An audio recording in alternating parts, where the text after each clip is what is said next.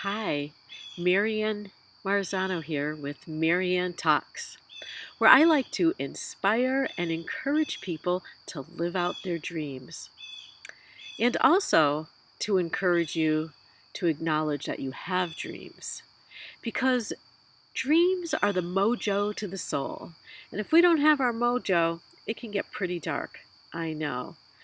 And not only live out your dreams, but maybe you want to reinvent yourself, go in a new direction, take care of that bucket list, any of those things that we feel like aren't important, but they are important. I've learning that lesson so much now.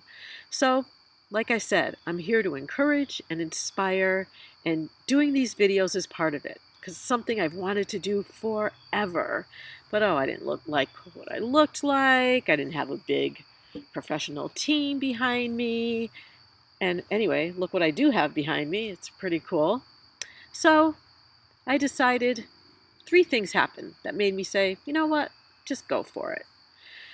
So the first thing that happened was I turned 60. Oh gosh, how did that happen? First, I was 20, 25 years old, young, athletic, full of you know what. And now I'm 60. How did it just happened?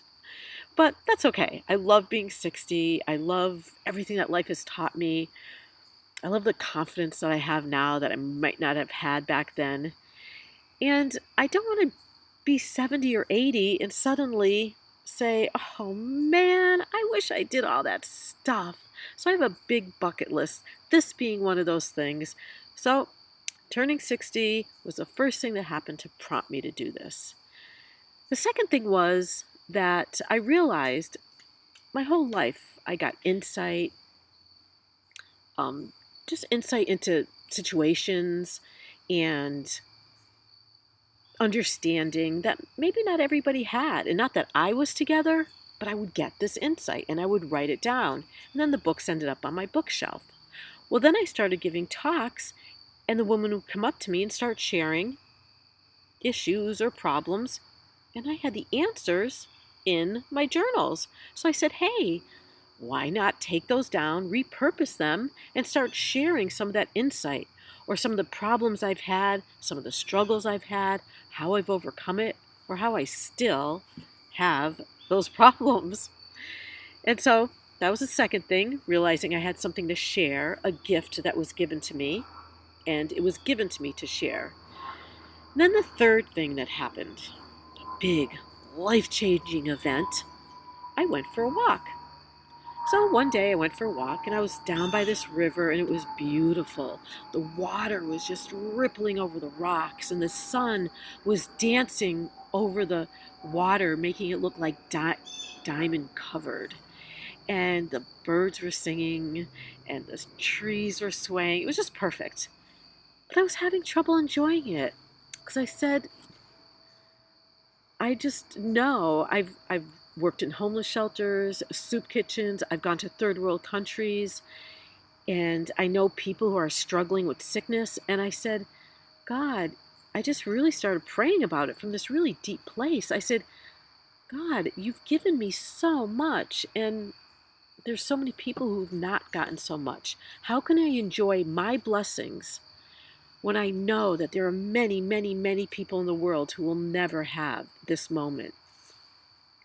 So I prayed it, meant it, but nothing happened. Oh well. Finished my time there, came home. When I got home, there was a pile of books I was going to bring home back to the library. And on the top of the pile was a book. And I said, did I read this whole book? So I just opened it up. And there at the top of the book, its page, it said, you are blessed to be a blessing. I got my answer just like that. I was like, wow, but it touched me. It reached me. I understood it so much that I was blessed to be a blessing. And so that's what I want to do. I want to share my gifts, share my resources, share what I've learned, and just help others and inspire others to be a blessing.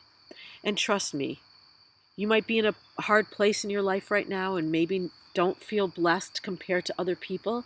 But if you're breathing and you're not starving to death, you are blessed. And I would encourage you that you have gifts to use to make this world a better place. And it doesn't mean start a big ministry or some big organization. It could just be the little things. And one of my next videos, I'll be talking about that specifically. But let's say you have an administrative skill and you also have a heart for foster children, but you can't take them in. Well, use your administrative skills, maybe be on the board for a nonprofit that works with them, or get on some organization that is trying to change it to better organization, or your friend wants to be a foster parent and you could support them in it. Anything, any little thing. And so I just want to encourage you that we are blessed to be a blessing. And so that's it. So I'm going to be making videos because life is a journey, and I've realized that just the way I approach life and how I live life and how I get inspiration, I feel like it's I don't want to say job, that makes it sound something I have to do, but a desire, a dream, is to share it with you, and just that you don't have to be alone in your journey. I'll share my struggles so you know you're not the only one struggling. I'll share my victories and how I did it so maybe you can have some victories. And we'll just take this journey together. I think it would be fun. I'm really looking forward to it. So, turning 60, opening up my journals, and going for a walk spurred me on to check off one of my bucket list items.